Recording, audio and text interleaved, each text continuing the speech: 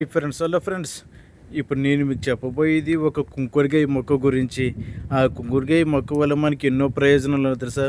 పూర్వం ఎంతోమంది మన పూర్వీకులందరూ కూడా మొదటిసారిగా తలకి స్నానం చేసినప్పుడు తలకున్న జిడ్డంతా పోవడానికి కుంకుడుకాయనే వాడేవారు. అప్పుడు సైకిల్ కడగాలన్నా ఏదైనా ఆయిల్ గట్ట అంటుకున్నది కడగాలన్నా కుంకుడుకాయనే వాడేవారు.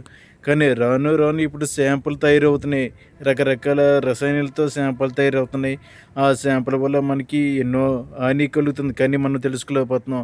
వాటి గురించి నేను వివరంగా చెప్పాలనుకుంటున్నాను. చూడండి, నా వెనకాతల ఆకులేని మొక్క కనిపిస్తుంది కదా.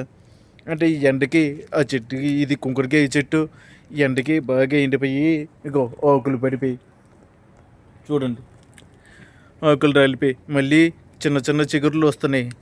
మళ్ళీ చిన్న చిన్న చిగుర్లు వస్తూ ఉంటాయి. కానీ కుంకుడుకాయ అనేది నిత్యం మనకి ఎంతో ఆరోగ్యకరమైన కుంకుడుకాయ చాలా ఉపయోగకరంగా ఉంది. వాటి వల్ల ఎన్ని ఉపయోగాలు ఉన్నాయో చెప్తాను చూడండి.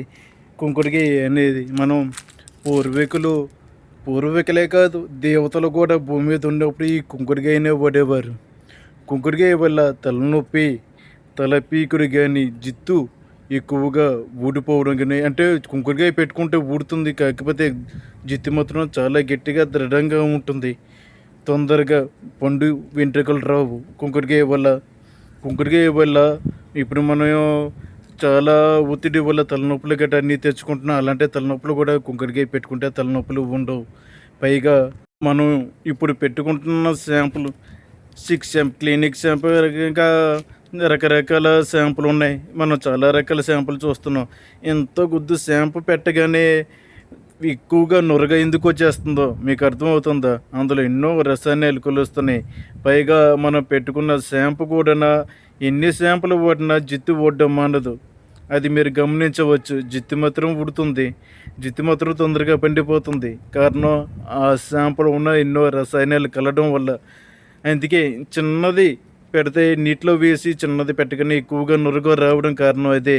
ఆ రసాయనాలు మనం తలకి స్నానం చేసినప్పుడు, లేదా బండి కడిగినప్పుడు, లేదా ఏదైనా జిడ్డు గిట్ట వదిలినప్పుడు, కడిగినప్పుడు మన శరీరంలోనే కన్నాలు ఉంటాయి కదా, ఆ కన్నాల ద్వారా మన శరీరం లోపలికి వెళ్తుంది.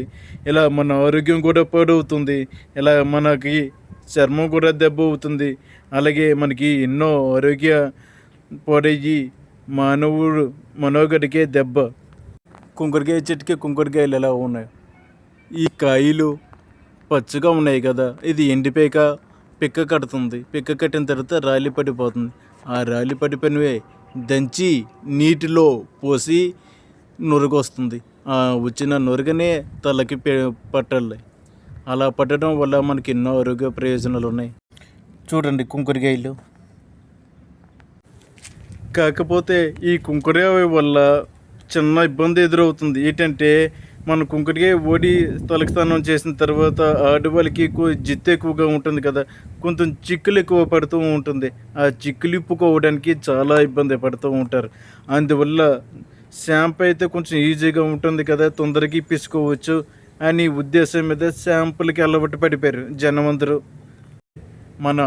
మనకి ఆరోగ్యకార్యం మేలు చేసే కుంకుడుకాయను వదిలి మనమే శాంపుల్ని కొని తెచ్చుకొని మన ఆరోగ్యాన్ని మనమే పాటు చేసుకుంటున్నాం.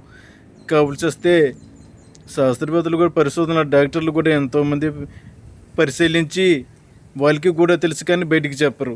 చెప్తే వ్యాపారాలు పోతారు, వాటి మీద ఆధారపడిన మనుషులు పోతారు, వాళ్ళు పట్టుకోటి కొట్టవలసి వస్తుంది. పైగా వాటికి కంపెనీలకి అన్నిటికీ ప్రభుత్వాలే అనుమతులు ఇస్తూ ఉంటాయి కదా, అందుకే బయటికి చెప్పరు.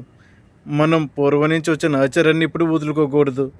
మీ పూర్వీకులకి, మీ తల్లిదండ్రులకి, లేదా మీ తాతలు, మీ అమ్మమ్మలు, మీ నాన్నమ్మలు ఎవరైనా ఉంటే ఒకసారి వాళ్ళని అడిగి తెలుసుకోండి. ఈ కుంకుడుకాయ వల్ల తొందరగా పేలు కూడా చేరవు.